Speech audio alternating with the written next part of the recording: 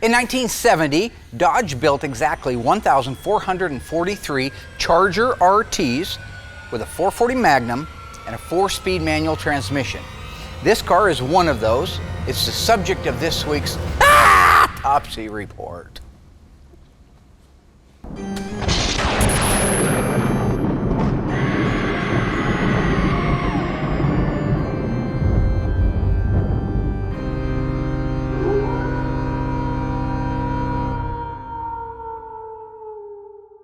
Keep in mind the fender tag reads exactly like the other ones. Left to right, bottom row to top. So let's begin. E86, the famous E86, that is the 375 horsepower 440 Magnum. D21 represents our heavy duty, in this case 18 spline Hemi 4-speed transmission. XS29, remember, first 4 characters of the vehicle identification number. The X represents the Charger. The S is a special price class, meaning it's the RT. The 29 is a 2-door fastback. U0G represent the 440 Magnum again, the model year, which is 1970, and the assembly plant, which is St. Louis. 119941 is the unique vehicle identification number specific to this car. You'll see it on the door as well as up in the windshield VIN.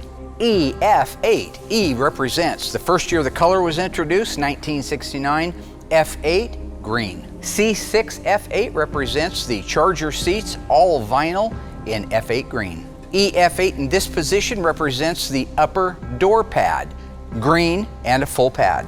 911 represents not an emergency call, but rather the scheduled production date of the car, September 11th, 1969.